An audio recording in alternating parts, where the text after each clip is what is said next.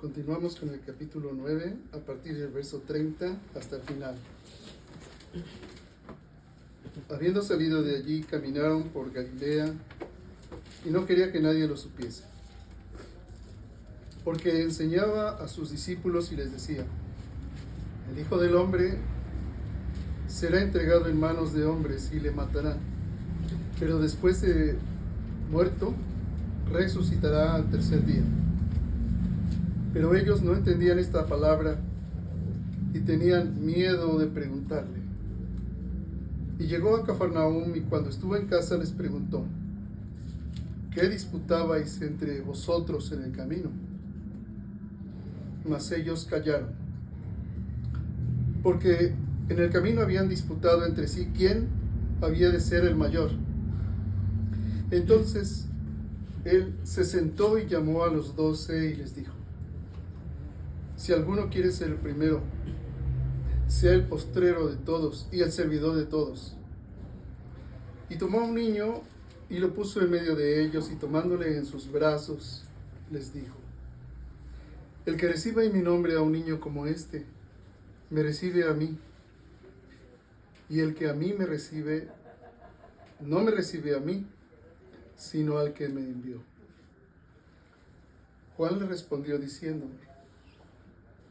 Maestro, hemos visto a uno que en tu nombre echaba fuera demonios, pero él no nos sigue y se lo prohibimos porque no nos seguía. Pero Jesús dijo: no se lo prohibáis, porque ninguno hay que haga milagro en mi nombre y que luego pueda decir mal de mí. Porque el que no es contra nosotros, por nosotros es. Y cualquiera que os diere un vaso de agua en mi nombre, porque sois de Cristo, de cierto os digo que no perderá su recompensa. Cualquiera que haga tropezar a uno de estos pequeñitos que creen en mí, mejor le fuera si se le atase una piedra de molino al cuello y se le arrojase en el mar. Si tu mano te fuere ocasión de caer, córtala. Mejor te es entrar en la vida manco, que teniendo dos manos ir al infierno, al fuego que no puede ser apagado, donde el gusano de ellos no muere y el fuego nunca se apaga. Y si tu pie te fuere ocasión de caer, córtalo. Mejor te es entrar a la vida cojo, que teniendo dos pies ser echado en el infierno, al fuego que no puede ser apagado, donde el gusano de ellos no muere y el fuego nunca se apaga. Y si tu ojo te fuera ocasión de caer, sácalo. Mejor te es entrar en el reino de Dios con un ojo, que teniendo dos ojos ser echado al infierno, donde el gusano de ellos no muere y el fuego nunca se apaga. Porque todos serán salados con fuego, y todo sacrificio será salado con sal. Buena es la sal, mas si la sal se hace insípida, ¿con qué la sazonaréis? Tened sal en vosotros mismos y tened paz los unos con los otros. Hasta aquí la palabra de Dios. Ahora vamos a ir verso por verso. Espero que sí nos dé tiempo en todo esto. Así que después de que el Señor les enseñó que ese género de demonios con nada puede salir sino con oración y ayuno, habiendo salido de allí, caminaron por Galilea y no quería que nadie lo supiese. Estamos en la parte ya muy avanzada del ministerio del Señor Jesús, y recuerden que lo querían matar ya. Y además no podía ir libremente a cualquier lugar porque pues todos iban sobre él, ¿verdad? Por eso no quería que nadie lo supiera. Dice, y ya en este momento les dice por tercera vez, dice, porque enseñaba a sus discípulos y les decía: el Hijo del Hombre será entregado en manos de hombres y le matarán, pero después de muerto resucitará al tercer día. Ustedes ya lo saben porque ya se los he enseñado otras veces. ¿Quién es el Hijo del Hombre? ese ser humano con características divinas y ese ser divino con características humanas, Dios hecho hombre. Sí. Pero ellos no entendían esta palabra y tenían miedo de preguntarle. Ya leímos en el Evangelio de Marcos, esta es la tercera vez que se los dice y no entendían. No entendían la palabra, como muchas veces se predica y no se entiende. Pero tenían miedo de preguntarle. En los días jueves yo les animo a que ustedes pregunten, porque el sistema educativo que hemos recibido hace que seamos pasivos, que no preguntemos, porque muchas veces se tiene temor, estamos condicionados, y yo sé que muchos están condicionados, porque aprendimos en la escuela que preguntar es peligroso, y a veces hasta doloroso, porque una de las trampas y de escandalizar a los niños, como vimos más adelante, no se trata de despertar en los niños la creatividad, el ingenio, el pensamiento crítico, sino más bien que sean obedientes a las reglas. Y aprendimos que preguntar era doloroso. Lo menos que te podías llevar si preguntabas es el ridículo. Y aprendimos el temor al ridículo. Aprendimos el temor a cuestionar, a poner en entredicho lo que se nos dice. Pero aquí los discípulos vivían con el Maestro las 24 horas y estaban compartiendo enteramente su vida. Y sin embargo tenían miedo de preguntarle. No conocían todavía el carácter de Jesús. Pero además estaban condicionados porque ellos tenían en la mente, no les podía caber en la mente que el Hijo del Hombre muriera y resucitara, y no podían entender, porque ellos tenían en la mente otro Mesías, otro Cristo. ¿Qué es lo que les habían enseñado a ellos? La religión de los fariseos y de los saduceos. ¿Qué les había enseñado? Que el Mesías habría de venir, que solo era un hombre, porque ellos no entendían al Mesías como el Hijo del Hombre. Fíjense lo que significa esto que estamos leyendo. Ellos también como discípulos pensaban que el Cristo, el Mesías, era solo un hombre. Y como hombre, ungido por Dios, eso sí, con el Espíritu de Dios, los vendría a libertar del Imperio Romano y los iba a poner a la cabeza de todas las naciones y iba a gobernar con Israel por encima de todos los perros gentiles. Eso es lo que pensaban. Entonces no les cabía en la cabeza que Jesús no solo era un Mesías, hombre, sino que era el Hijo de Dios, el Hijo del Hombre. Y dominaba en ellos la idea de un Mesías político. Ciertamente también un Mesías ungido por Dios, pero al fin y al cabo un rey político. Pero tenían miedo de preguntarle. Yo los animo, hermanos, a que no tengan miedo de preguntar en la congregación. Pregunten cuando no entiendan. Claro que hay límites para preguntar, ¿verdad? Hay cosas en las que luego aquí el Señor ya va 3 veces y no entienden. Pero pues solamente el Espíritu Santo que te revele cuál es el sentido de la palabra, ¿verdad? Aquí ya van 3 veces. Entonces dice, y llegó a Cafarnaúm, y cuando estuvo en casa les preguntó, ¿qué disputabais entre ustedes en el camino? ¿Qué cosa estaban discutiendo en el camino? Claro que él como Dios ya lo sabía, pero él lo que quería era que ellos se revelaran, es decir, que manifestaran realmente lo que hay en su corazón. Dice, mas ellos callaron, porque en el camino estaban disputando entre sí quién había de ser el mayor. ¿Ven? Se confirma lo que les acabo de explicar. Ellos estaban esperando, no, pues el Mesías tiene que ser un político, conquistador, vencedor, que por las armas nos va a llevar a ser soberano sobre todas las naciones. Y él como ungido de Dios. Así que, como nosotros somos sus discípulos, ¿Cuál cartera de gobierno nos va a tocar? ¿Quién va a ser el jefe del ejército? ¿Quién va a ser el tesorero? ¿Quién va a administrar? ¿Quién va a ser el más cercano al rey, al Mesías? Entonces, él se sentó y llamó a los 12 y les dijo: si alguno quiere ser el primero, será el postrero de todos y el servidor de todos. Es decir, el Señor Jesús, aunque no entendían qué hizo el Señor Jesús, les declaró la verdad. El que quiera ser el primero será el último de ustedes y el siervo de todos, el servidor de todos, el doulos, el esclavo de todos. Y hasta aquí puedo entender que ellos no comprendían nada.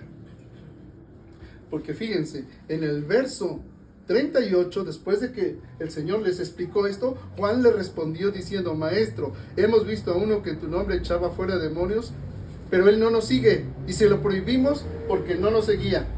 Es decir, el Señor vuelve a declarar la verdad, pero ellos siguen en su mente aferrados a su propio concepto de quién es el Mesías, como muchos cristianos hoy en día.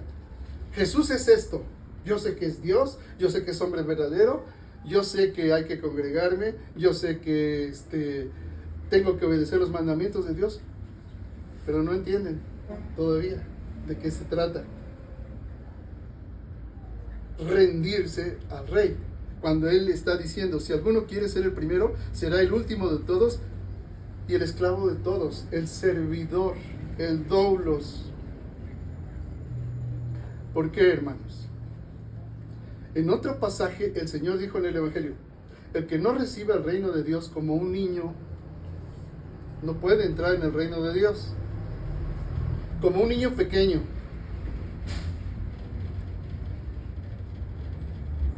Tenemos que recibir el reino de Dios como un niño pequeño. ¿Qué tan pequeño?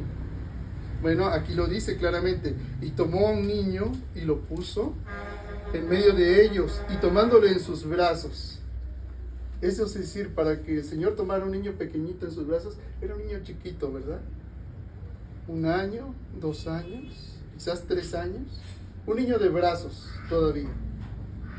Entonces, un niño pequeño. Y dijo que así, si queríamos entrar en el reino de Dios, así teníamos que ser, como un niño. Ahora, dice, el que recibe, dice...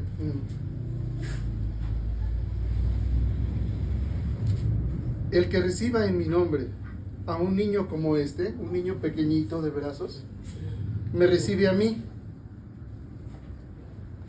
Y el que a mí me recibe, no me recibe a mí, sino al que me envió, es decir, al Padre eterno. Ahora bien, tú tienes que recibir el reino de Dios como un niño pequeñito. ¿Por qué no dijo el Señor: el que no reciba el reino de Dios como un adolescente, no entrará en el reino de Dios? ¿Cómo es un adolescente? Por lo general, rebelde, nada le parece, todo está mal, quiere hacer su voluntad, lo que él diga. Por eso el Señor no dijo: el que reciba el reino de Dios como un adolescente, pero muchos reciben el evangelio de Dios como un adolescente.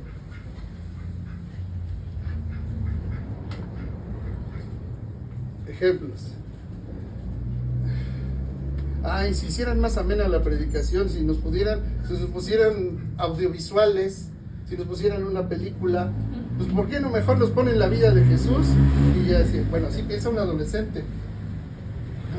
¿Por qué no en la reunión también no estamos comiendo una botanita mientras estamos escuchando el sermón?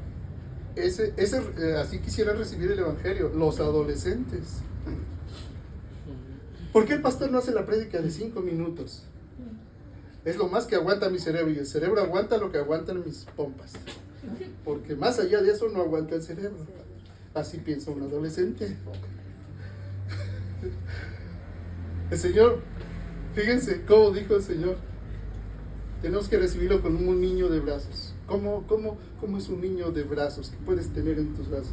Es tierno, ¿no es cierto? su risa es tierna, su mirada es limpia y con paz. Así hemos de recibir el Evangelio para entrar en el reino de Dios. El Señor Jesús no dijo: si alguno no recibe el reino de Dios como un adulto maduro, no puede entrar en él. ¿Cómo reciben el reino de Dios y el Evangelio los adultos? Ahora voy con los adultos. Pues no se les puede dar el Evangelio a la mayoría. No, yo ya soy así, yo ya tengo mi mente hecha, yo soy como soy. A mí no me van a decir, el pastor no me va a decir cómo tengo que entender el Evangelio. Yo sé, a mí me lo enseñaron así en mi iglesia. No.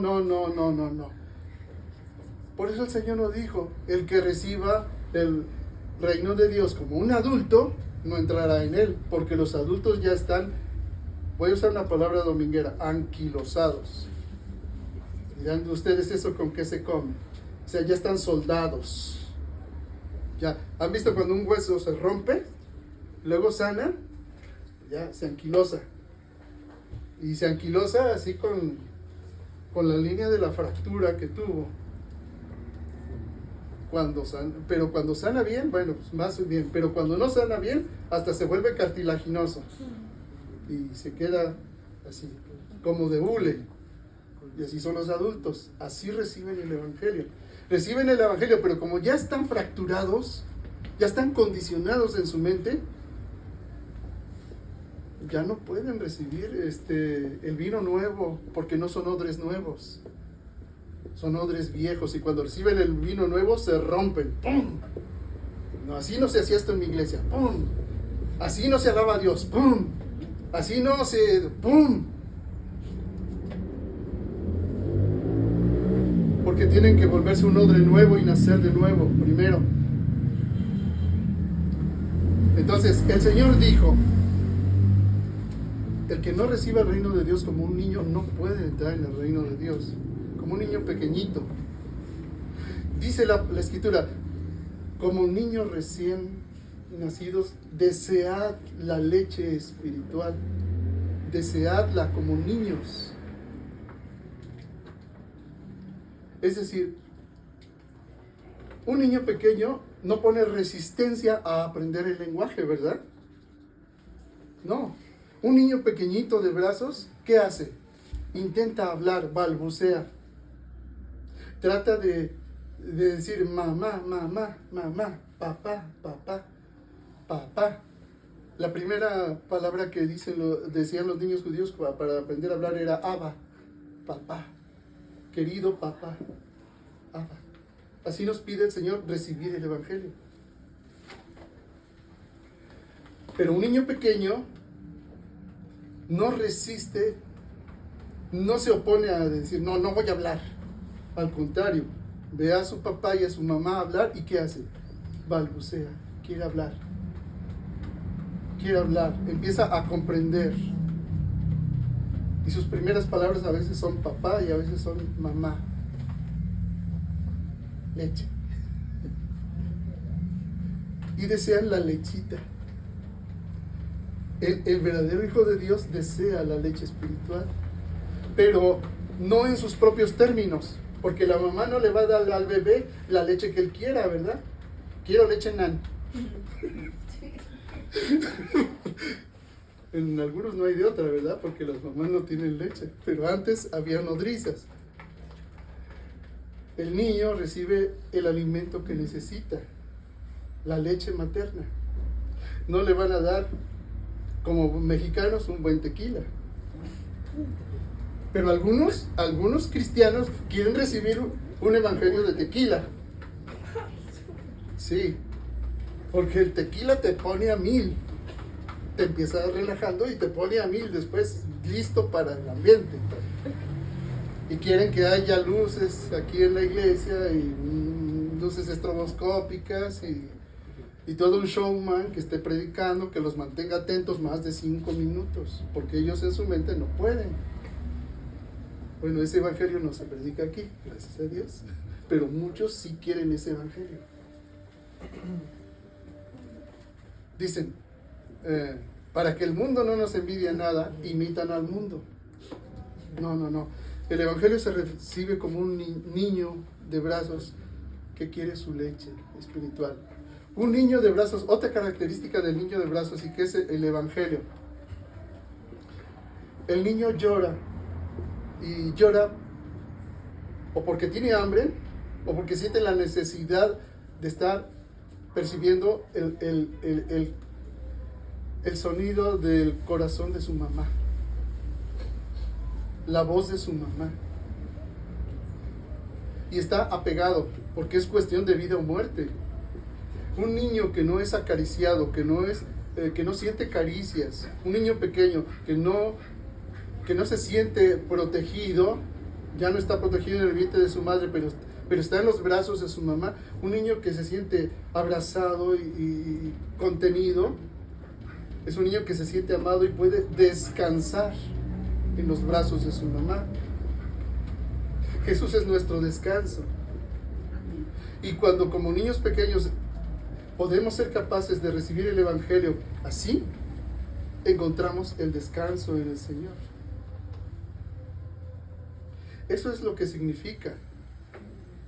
Lo que dice: el que recibe en mi nombre a un niño como este, me recibe a mí. Y el que a mí me recibe, no me recibe a mí, sino al que me envió. Si no se recibe de esa manera, como un niño pequeño, así, la palabra que es predicada, no puedes entrar en el reino de Dios, porque no puedes recibirla. Quieres recibirla carnalmente, como niño rebelde, como adolescente rebelde o como adulto anquilosado, ya en sus ideas, soldadas, que no pueden moverse. Así no vas a recibir el Evangelio, no vas a poder. ¿Sí?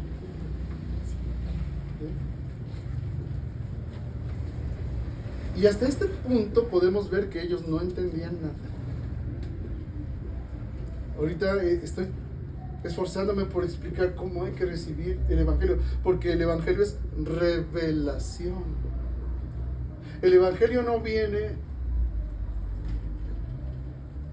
como producto de una reflexión filosófica. No, porque de hecho la misma Escritura nos dice que nadie los engañe por medio de filosofías y huecas sutilezas. Porque todos tenemos una capacidad tan grande para pensar y para hacer nuestra propia filosofía de vida, que queremos recibir el Evangelio a través del filtro de esa filosofía. Es imposible. Por eso es que el Señor acude a la imagen de un niño pequeñito de brazos. Un niño pequeñito de brazos ve hablar a su mamá, la ve cantar, la ve cómo se conduce y trata de ser como su mamá. Trata de ser como su papá. Y nosotros somos el producto de eso. Muchos ya con ideas anquilosadas, soldadas, pero ¿qué hay que hacer para romper esa soldadura en la mente condicionada ya? En el adolescente atarantado y rebelde, en el niño berrinchudo y pequeño dictador. Negarte a ti mismo.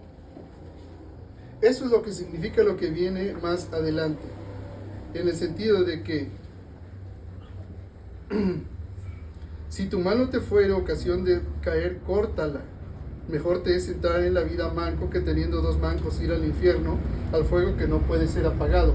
Eso expresa las ideas de un adolescente que les he dicho, o de un adulto que persisten en lo que hacen. Pero dice: y si tu pie te fuera ocasión de caer, córtalo. Mejor te es entrar en la vida cojo que teniendo dos pies ser echado en el infierno, al fuego que no puede ser apagado, donde el gusano de ellos no muere y el fuego nunca se apaga. Y hay más: si tu ojo te fuera ocasión de caer, sácalo. Mejor te es entrar en el reino de Dios con un ojo que teniendo dos ojos ser echado al infierno, donde el gusano de ellos no muere y el fuego nunca se apaga. 3 veces habla, aquí se usa una figura lingüística, hermanos, que se llama hipérbole. ¿Qué es una hipérbole? Es un ejemplo que se lleva hasta el límite de la exageración para ilustrar un punto que tú quieres dar a entender. Y aquí les cuento la anécdota que en alguna ocasión se las conté. Cuando estuvo en un concilio la iglesia y se reunieron, hubo un hombre que trató de entender el evangelio a través del filtro de la filosofía griega. Ideas anquilosadas, ideas ya soldadas. Y como leyó esta parte, y él tenía muchos problemas con la pureza sexual, porque estaba atado completamente al sexo, atado completamente al placer erótico, sensual, y no podía vencerlo, por más que lo intentaba, es decir, lo hacía en sus fuerzas, y su nombre de esta persona es uno de los padres de la iglesia. Se paró delante del concilio y enseñó literalmente su miembro viril y sus testículos en la mano, ensangrentados.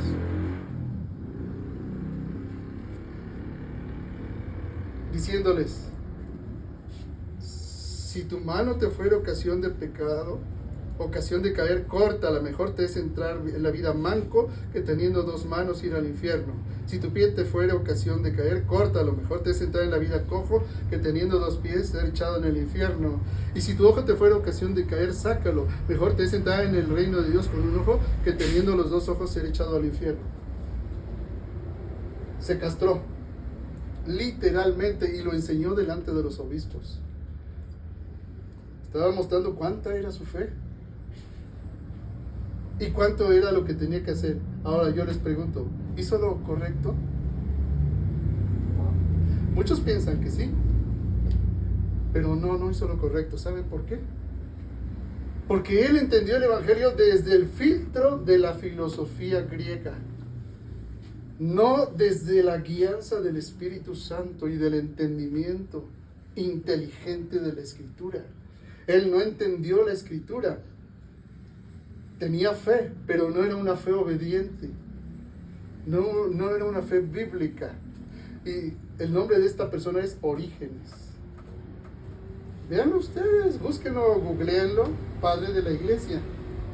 Pero ¿saben qué? Así hay muchos adolescentes, muchos niños y muchos adultos que quieren entender el evangelio. Y como tienen un pecado que no pueden superar, o pecados ocultos que no pueden superar, dicen: no, ves que Dios dijo esto, ¿cómo le haré? Es imposible que yo pueda vencer esto. Bueno, pues como el Señor dijo, mejor manco, cojo o ciego o tuerto, pues lo hago.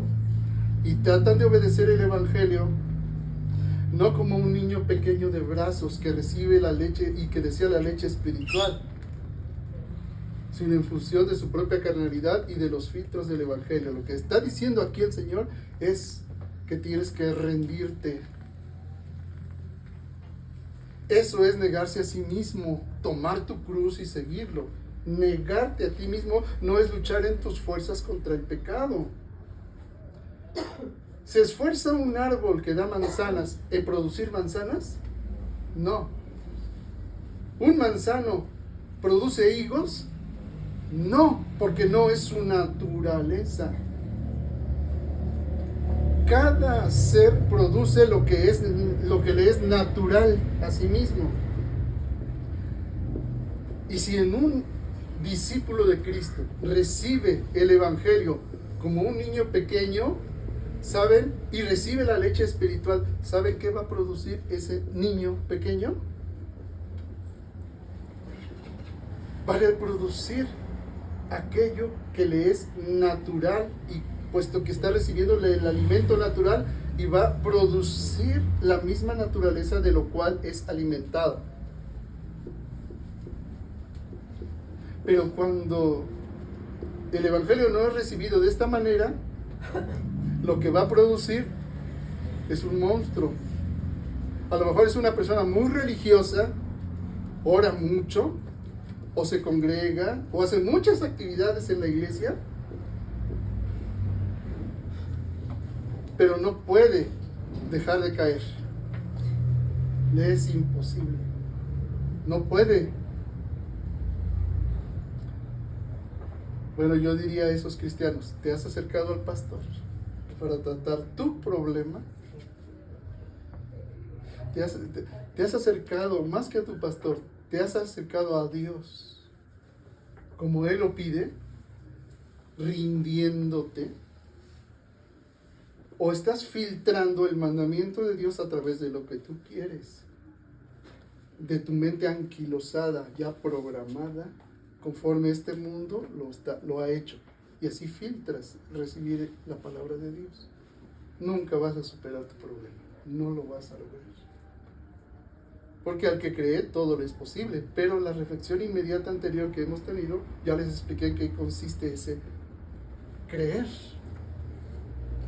que es obedecer los mandamientos de Dios, ponerlos por obra, pero en amor de Dios. Y hasta este punto donde el Señor acaba de hablar, cuando dice, el que reciba en mi nombre a un niño como este, me recibe a mí. ¿Cómo has de recibir a otro discípulo de Cristo?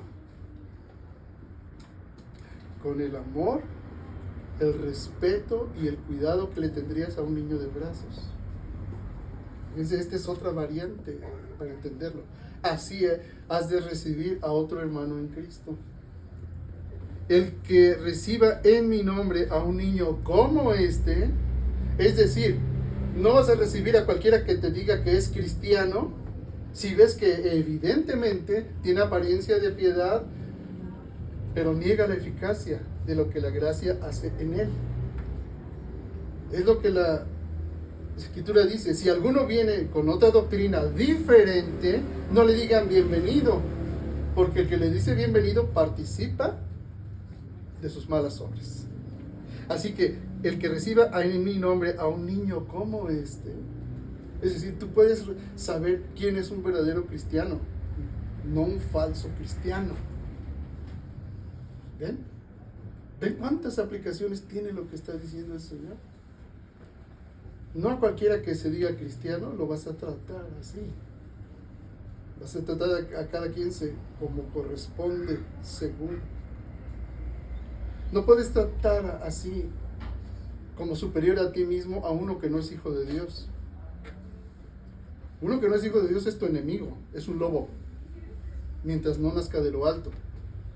Y estamos siendo enviados a los lobos, como corderos en medio de lobos. Aquellos que no han nacido de lo alto son tus enemigos, pero no los vas a tratar como enemigos. Los vas a tratar como seres perdidos que necesitan la misericordia de Dios para ser perdonados y nacer de lo alto. No les vas a dar las perlas a los cerdos.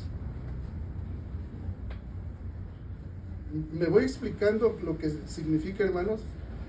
Ser un cordero no significa que seas la presa de los lobos, sino que camines con el Cordero de Dios, como Él es.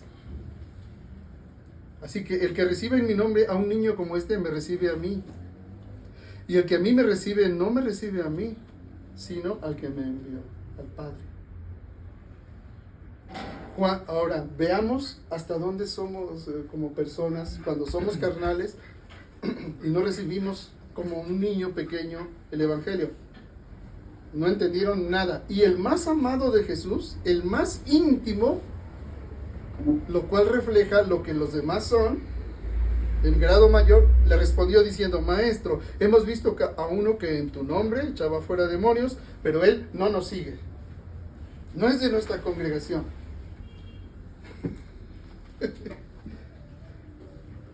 En tu nombre echaba fuera demonios, pero él no nos sigue, y se lo prohibimos porque no nos seguía. Pero Jesús dijo: no se lo prohíban. Yo creo que en este punto el Señor estaba diciendo: híjoles, hasta que venga el Espíritu Santo con poder, estos van a entender, pero no lo pueden entender todavía. No se lo prohíban, porque ninguno hay que haga milagro en mi nombre que luego pueda decir mal de mí. Pero ¿qué hace la religión institucionalizada, hermanos? Tú no eres de esta asociación religiosa prestigiosa de siglos, tú no eres pastor, tú no eres cristiano, tú no estás registrado ante la Secretaría de Gobernación, tú no tienes personalidad jurídica. ¿A qué iglesia vas? ¿Quién es su pastor? ¿A quién sigue? Muéstrame sus credenciales. ¿No? Eso hace la religión institucionalizada. ¿Saben por quién está controlada la religión institucionalizada? Ya lo hemos visto muchas veces. Por el misterio religioso babilónico que está de acuerdo con el príncipe de este mundo. Pero como no conocen a Dios, piensan que si no tienes credenciales que te acrediten, no eres nadie. Pero antes de que esto sucediera, las iglesias históricas, protestantes, ¿cuáles eran sus credenciales? Ninguna. Estaban siendo perseguidos a muerte. ¿Por quién? Por la Iglesia Católica. ¿De dónde sacaron sus credenciales entonces? ¿Ven? ¿Ven cómo el hombre tiende siempre a decir, se lo prohibimos porque no es de los nuestros? Hay un condicionamiento grande, cultural, de lo que es ser cristiano. Pero aquí el Señor lo dice claramente. No se lo prohíban porque ninguno hay que haga milagro en mi nombre que luego pueda decir mal de mí. Porque el que no es contra nosotros, por nosotros es. Y cualquiera que les diere un vaso de agua como este, un vaso de agua, en mi nombre, porque sois de Cristo, de cierto os digo que no perderá su recompensa. Ahora viene algo bien importante. Cualquiera, o sea, cualquiera es cualquiera, que haga tropezar a uno de estos pequeñitos que creen en mí. Y miren que aquí pequeñitos no es solamente el niño que el Señor está cargando, ya dijo que también al que le recibe en su nombre como a este niño. Así que está refiriéndose también a cualquier discípulo de Cristo, cualquiera que no es maestro de la palabra, ese es un pequeñito, ese es un niño también, y los rabinos así les decían a sus congregantes, niños. Aquí se está refiriendo a esto también, no solamente al niño pequeñito que tiene el Señor en sus brazos, sino a todo aquel que ha creído en Él como un pequeñito, como ese niño. Así que dice, cualquiera que haga tropezar a uno de estos pequeñitos que creen en mí, mejor le fuera si se le atase una piedra de molino al cuello y se le arrojase en el mar. La vez pasada yo les hice, en las 3 últimas reflexiones, les he hecho ver desde qué momento se hace tropezar a los pequeños que creen en Jesús. Se nos hace tropezar literalmente desde que somos niños, les dije, y es cierto, porque en la escuela lo primero que aprendes es un horario fijo, severo, donde al tercer retraso te rechazan la entrada a la escuela. Y luego tienes que estar en una chicharra donde tienes que sujetarse a horarios. Y tienes que escuchar a alguien que está al frente de ti en el salón de clases y callarte, escuchar y recibir. Pero no puedes preguntar. Y si preguntas, que sea solamente limitado a la lección que se te está dando en ese momento. Si tú pones entredicho, si cuestionas lo que el maestro está diciendo, te llaman indisciplinado, rebelde. Si te sales del molde de todo lo que están haciendo, ya no encajas. Y el primer escándalo que se pone a los niños es romper su creatividad en la escuela. Romper su anhelo de saber, porque todos llegamos a la escuela con el anhelo de saber, pero luego te das cuenta que ya no vale la pena preguntar. Llegas así hasta la universidad y cuando piensas que ahora sí, antes se decía las profesiones libres, pero no hay nada menos libre que las profesiones libres. Hasta los años 60 del siglo pasado se pudo hablar de profesiones libres, abogados, médicos, ingenieros, pero desde que las corporaciones ganaron todo la estructura de nuestra sociedad, las escuelas más bien son centros de entrenamiento para funcionar dentro de la sociedad. Y aquí se cumple lo que dijo el Señor: cualquiera que haga tropezar a uno de estos pequeñitos que creen en mí. Porque desde la escuela se nos enseñó a no creer en Dios, a perder la fe en Él. En nuestro país se dice que la escuela es laica, gratuita y obligatoria. Pero no es laica, porque si fuera laica sería sin adoctrinamiento, y hay un adoctrinamiento. Gratuita. Pero eso de gratuito está limitado a lo que tú tienes que saber y no puedes salirte de ahí. Y es obligatoria porque el Estado necesita gente obediente al Estado. Desde ahí se hace tropezar a los pequeñitos que creen en Dios. Vean qué les enseñan a sus niños desde kinder. La ideología de género, LGTB, desde kinder. En la primaria ya se les da información sexual, que no educación sexual, información, y torcida. Y los papás delegan en los profesores esa educación y están siendo piedra de tropiezo para sus hijos, en lugar de estar pendientes de lo que les están enseñando. Pendientes. Porque ¿quién quiere darles la identidad a tus hijos? El Estado. Ahora, si eres de cierta clase social, das una educación más privilegiada a tus hijos. Pero esa educación más privilegiada, que por lo regular es religiosa, en algún colegio religioso, está limitada por las ideas anquilosadas, religiosas, de quién es Dios. Y están bajo otro tipo de control de la conciencia y mental, el control de la religión institucionalizada. ¿Y dónde está la libertad del Evangelio? Sí, me voy explicando, hermano, les estoy dando puntitos, se vaya entendiendo. Por eso dice: cualquiera que haga tropezar a uno de estos pequeñitos que creen en mí, mejor le fuera si se le atase una piedra de molino al cuello y se le arrojase en el mar. Algunos profesores que están recibiendo, que están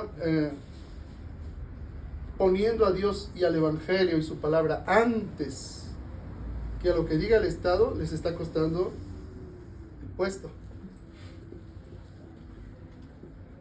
Pero si es un verdadero discípulo, ¿qué va a hacer? ¿Va a perder su plaza?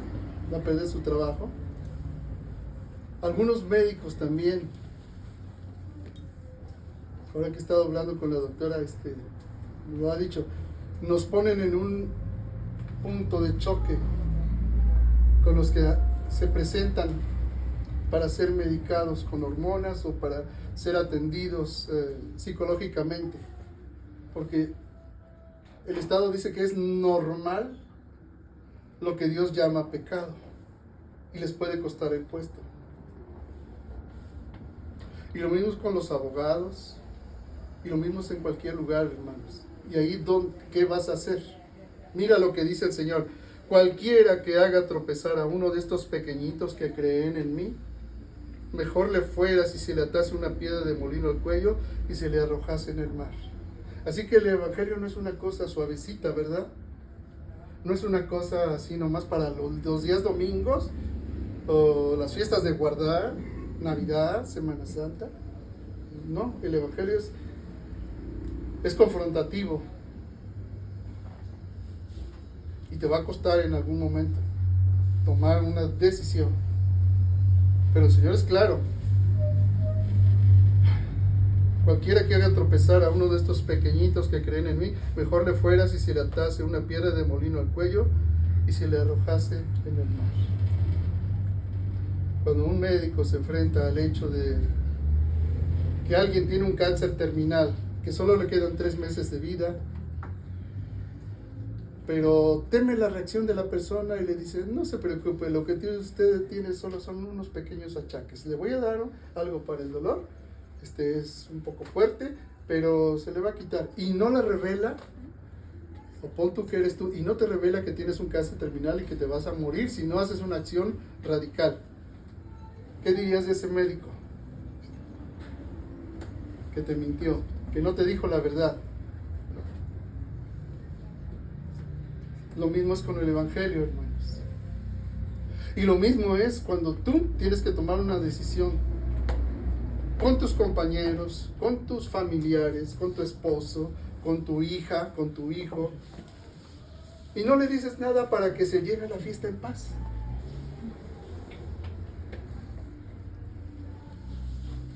Si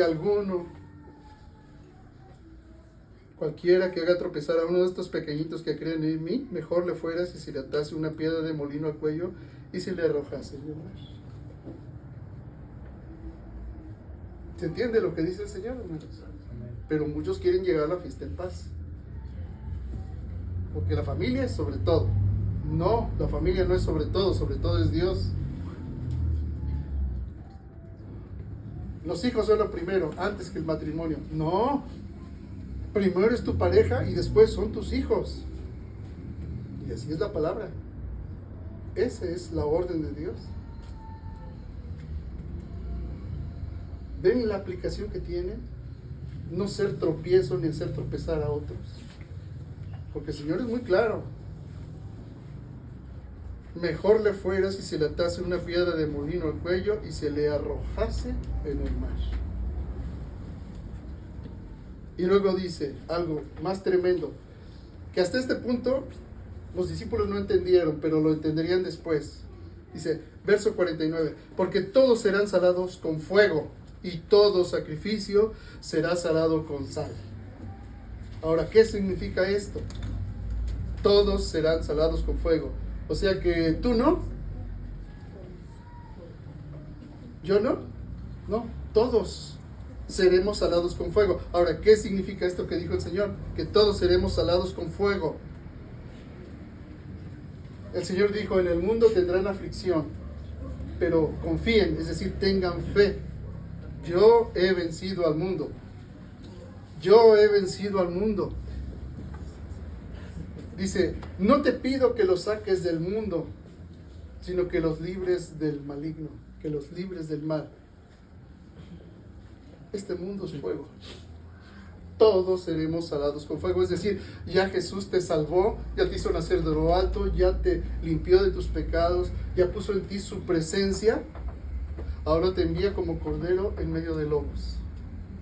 Ese es el fuego. Todos serán salados con fuego. Pero muchos piensan, con un evangelio predicado falsamente, que cuando te hagas cristiano, el Señor, sin lugar a dudas, te va a sanar tu cuerpo y toda tu enfermedad. Eso no es fuego. El Señor, sin lugar a dudas, te va a sacar de la pobreza total en que estás. Porque Dios nos hizo reyes. El Señor te va a hacer prosperar en todo lo que hagas. El Señor te va a dar el primer lugar en la sociedad. No es cierto. Eso no es fuego. Ese es un falso evangelio de dulce. El Señor te va a dar otra pareja nueva. No. Te va a dejar la que tienes. Porque por medio de ella te va a sacar el filo para que seas una espada afilada. Y va a empezar por ti mismo, porque no va a empezar por cambiarlo a él o a ella. Te va a empezar a ti. Pero es que no me trata como su ayuda idónea. Bueno, ¿tú lo tratas como al Señor Jesús? No, Señor, no se lo merece. Pues no se trata de si lo merece o no lo merece. se trata mujeres respetadas, sus esposos, como a quién, como a chompiras. Dice, como a tu mareado, dice. No, como al Señor. ¿Cuál Señor? Como el Señor Jesús, Él es Dios. No se lo merece, no es que si lo merece o no se lo merece. Es que por medio de tu conducta tú le vas a mostrar el Evangelio, la vida que en ti hay, pero no cambia. Eso no depende de ti. Le estoy pidiendo al Señor que lo cambie. Mira, el Señor no es mago. Si Él no quiere, no va a cambiar. Pero tú le vas a mostrar con tu conducta quién vive en ti y a quién obedeces. Y al revés. Maridos, amadas vuestras esposas, así como Cristo amó a la iglesia. Es todavía más difícil que a las mujeres, porque a las mujeres nada más les pide, respétalo como al Señor, pero al hombre le dice, da tu vida por ella. Más, es una carga mayor. Muere por ella, da tu vida por ella. Pero si no entiendes lo que es el amor, vas a vivir una vida codependiente.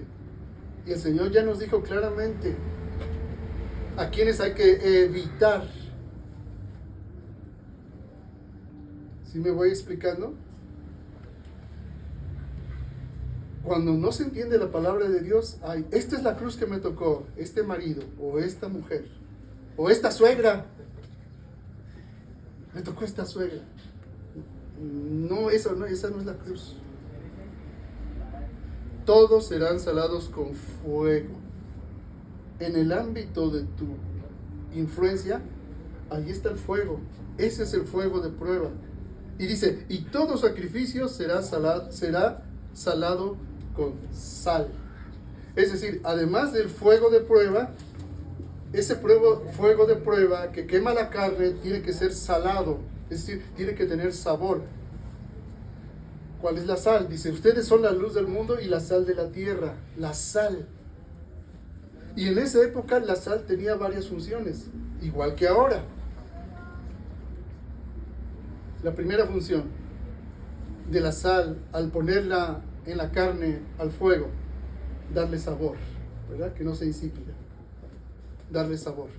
La segunda función de la sal, preservar de la corrupción.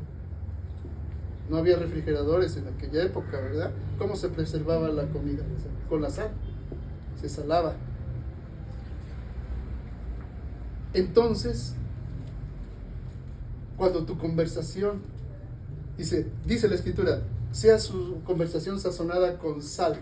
Los que son carnales dicen, bueno, pues echarle picante, echarle albur, echarle doble sentido. Eso es el sazón. Pero eso es la mente carnal. La mente espiritual es que tu conversación sea salada con sal, es que tu conversación sea preservada de corrupción. Que cuando hables palabra de Dios. Y no significa estar citando la Biblia. Hablas palabra de Dios cuando tu hablar es santo, cuando tu hablar es correcto. Pero fíjense, les voy a decir algo que es bien interesante. Yo lo oí de una locutora de esas de espectáculos famosas. Cuando están hablando de qué están hablando, dicen, vamos a ponerle sal y picor al chisme de las estrellas. Y cuando dicen, ¿ya viste fulanito? Dice, sí, ese tiene cosa mala, ese atrae, tiene cosa mala. Y así dicen las mujeres, tiene cosa mala, atrae. Y piensan que eso es sal. Lo que pasa es que la mente carnal, como dice la Biblia, es tan corrupta que le llama sal a lo que es corrupción. Y cuando no hay corrupción en alguien que se expresa así, cuando una muchacha encuentra a un muchacho que es un verdadero discípulo, que su hablar es santo, que su hablar es correcto, ¿qué dicen de ese muchacho? Ay, qué aburrido. No es cierto. No es cierto. Qué aburrido es. ¿Saben por qué le parece aburrido a una persona que tiene sal en su conversación? Porque están bien corrompidos en su mente. Ya está anquilosada, soldada, fracturada y soldada malamente. Y les parece aburrido. Una persona sana le parece aburrido porque no les da esos picos de dopamina y esas hormonas que se suben al cerebro y al cuerpo porque han sido programados desde pequeño para relaciones tóxicas, relaciones codependientes, relaciones insanas, que te dan picos de adrenalina también y están en una tremenda rueda de la fortuna con subidas lentas y bajadas fuertes y curvas peligrosas, porque hemos sido escandalizados desde pequeños. Escándalo es la palabra trampa, tropiezo, y se nos ha puesto tropiezo desde pequeño. Cuando una mujer, por ejemplo, ha tenido muchas relaciones rotas, a lo mejor está repitiendo el patrón que aprendió de sus papás, que viene generacionalmente. Y cuando viene una persona nueva, le parece aburrida. Porque es una persona sana. Es una persona en la que Cristo está trabajando. Y si los dos llegan a Cristo así, pues ahí está el fuego de prueba. ¿Cómo lo vas a responder tú como pareja? ¿Con la leche espiritual que Cristo te da? ¿O con las soldaduras, con la anquilosis que ya traes en tu mente, en tu cerebro? Así que cuando dice el Señor, todos serán salados con fuego, no significa que, ya soy cristiano, ahora el Señor me va a poner pruebas como la mente religiosa piensa, dice, ahora sí, todos me van a odiar por ser cristiano, pero lo piensan religiosamente, no lo piensan en el sentido de que donde está tu área de influencia, que es tu familia primero, tú mismo, no quieres meterte en el fuego de prueba. Es decir, no quieres rendirte a Dios, no le quieres rendir el negarte a ti mismo, tomar tu cruz y seguirle. La sal, el Señor te va a poner sal, pero solo si tú quieres, porque esta forma de sacrificio, dice, todo sacrificio será salado con sal. Esto era una orden que Dios dio en el Antiguo Testamento para todo sacrificio. Toda persona que presentase una ofrenda al Señor de un sacrificio, de un animalito, tenía que ponerle sal. Entonces, ahora en Cristo, ¿cuál es el sacrificio? Tú eres el sacrificio vivo, santo, agradable a Dios. Es tu culto racional. Ese es tu sacrificio. Ese sacrificio es salado con sal, preservándote de corrupción. ¿Sí me voy explicando? ¿Sí, niños? ¿Se entiende? Entonces, ¿qué vas a hacer? ¿Tropiezo para otros? ¿O permitir que otros te hagan tropezar? Ese es el fuego de prueba. Fíjense, vamos a verlo todavía más profundamente. Vayan a la primera carta de Pedro, por favor, al capítulo 4.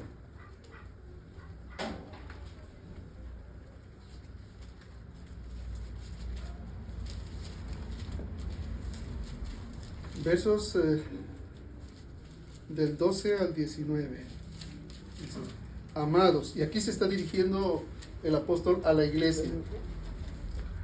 Amados, no se sorprendan del fuego de prueba que les ha sobrevenido, como si alguna cosa extraña les aconteciese, sino gócense por cuanto son participantes de los padecimientos de Cristo, para que también en la revelación de su gloria se gocen con gran alegría.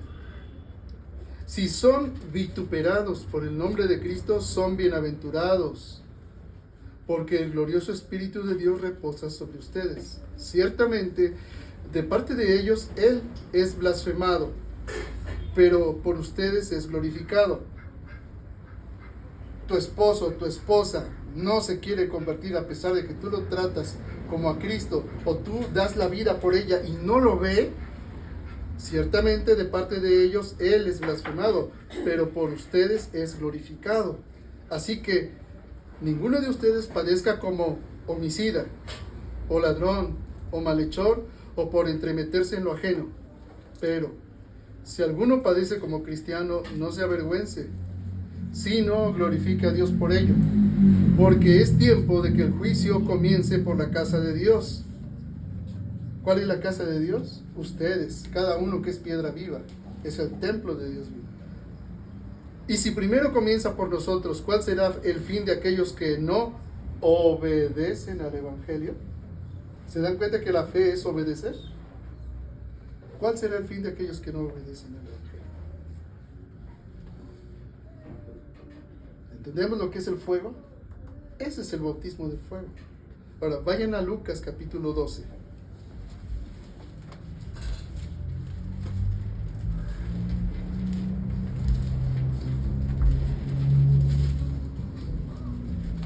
Versos 49 a 53.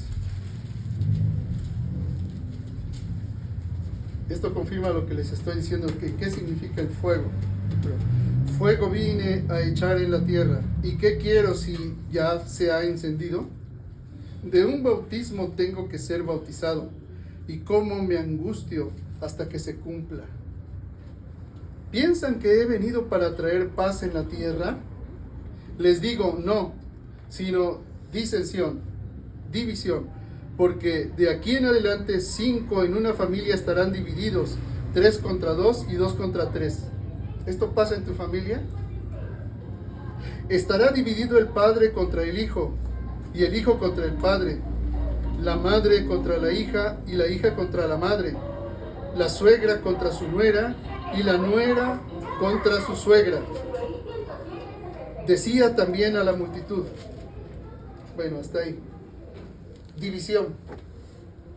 Pero el pensamiento anquilosado dice, no, la familia es primero, ante todo son mis hijos. Primero, aquí no se habla de otra, no. Preservar el orden establecido.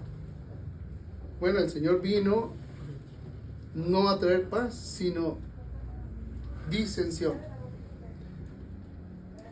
Te obliga el Señor o a vivir y a ser conforme al Evangelio, sal y luz, o a que siga el orden establecido, tu orden cultural, tu orden familiar, tu orden opuesto al Evangelio.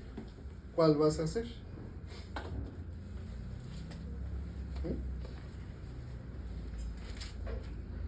Porque todos serán salados con fuego, y todo sacrificio será salado con sal. Buena es la sal, ya sabemos, porque preserva de corrupción y da sabor también, y sazón.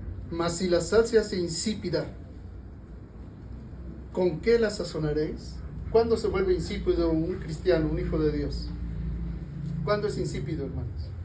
Cuando tiene un pie en el mundo y otro con Dios. Cuando es tibio. ¿Cuándo es insípido un cristiano? Cuando no ha nacido de lo alto, pero cree que es cristiano. ¿Cuándo es insípido un cristiano? Cuando es carnal. Cuando le dices, sí, Señor, yo creo en ti, pero no te puedo rendir a ti estas partes de mi vida. No te puedo rendir a ti mis finanzas. No te puedo rendir a ti mi proyecto de vida. No te puedo rendir a ti mi trabajo. No puedo rendirte a mi esposo. Y cuando digo no puedo rendirte a mi esposo, es decir, no se lo merece que lo trate como al Señor. A eso me refiero. No se lo merece mi esposa tampoco. O sea, ¿cuándo se hace insípida? Cuando ya no es ese evangelio el que estás haciendo, sino tu voluntad anquilosada, soldada. Ya. Si la buena es la sal, si la sal se hace insípida, ¿con qué la sazonaréis?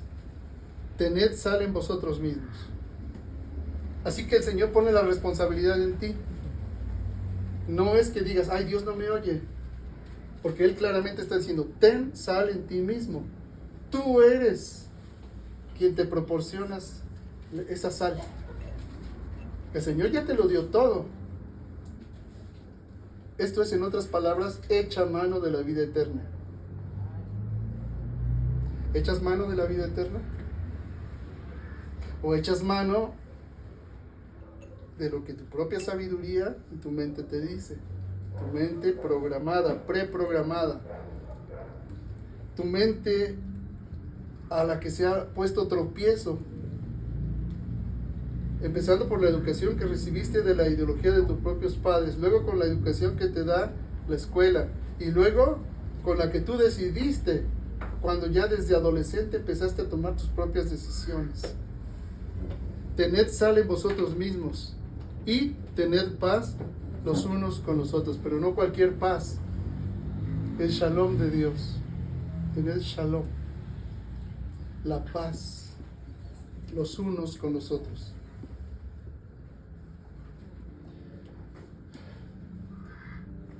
Hasta aquí voy a dejar, hermanos, la reflexión de hoy.